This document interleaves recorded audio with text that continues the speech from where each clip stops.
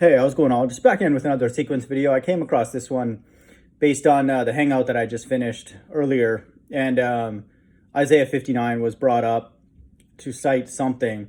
And then what I do when I really read anything in the Bible is I quickly scan it, for the sequence. And I've looked for it enough that I can find it pretty quickly.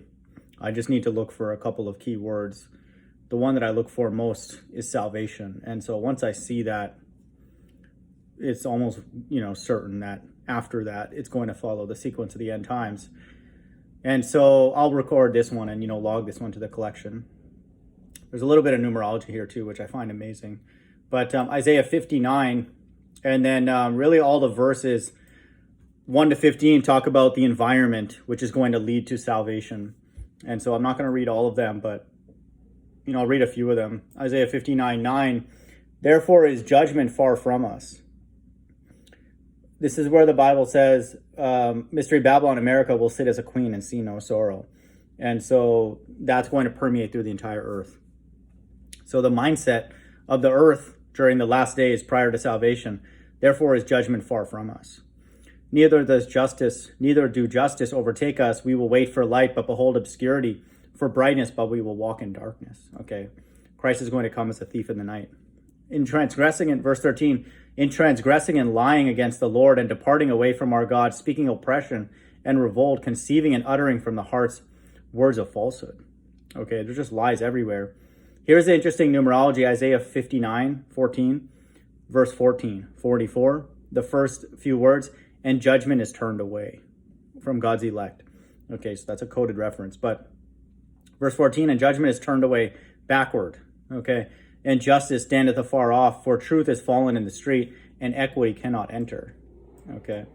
And so the rich and the poor disparity is absolutely out of control and unstable. Verse 15, yea, truth faileth, and he that departeth from evil make himself a prey. And the Lord saw it, and it has displeased him that there was no judgment. Okay, so then God is going to intervene and start with this. Verse 16, this is references to salvation in 16 and 17. And he saw there was no man, and wondered that there was no intercessor, therefore his arm brought salvation unto him. Okay.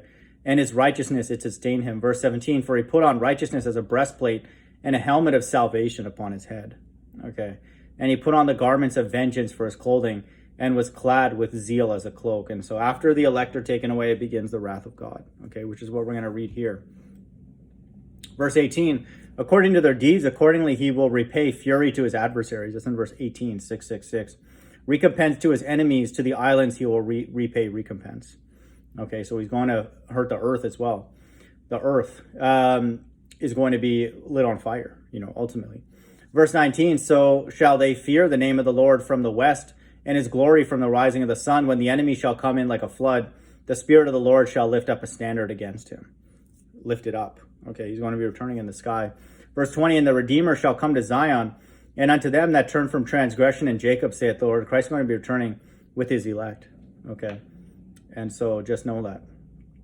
And so that's a coded reference. I would even say really that coded, but speaking of in the last days, 18, 19, and 20, about Christ returning with his elect. Okay. To administer the final destruction of everybody on God's left-hand side. Verse 21, this is now a reference to the kingdom. Okay. As for me, this is my covenant with them, saith the Lord. My spirit that is upon thee, and my words which I put in thy mouth shall not depart out of thy mouth, nor out of the mouth of thy seed. And so this is clearly not a time that's ever happened. Okay. Nor out of the mouth of thy seed, saith the Lord, from henceforth and forever. And so this also proves that the new covenant is not begun yet, because that's going to happen.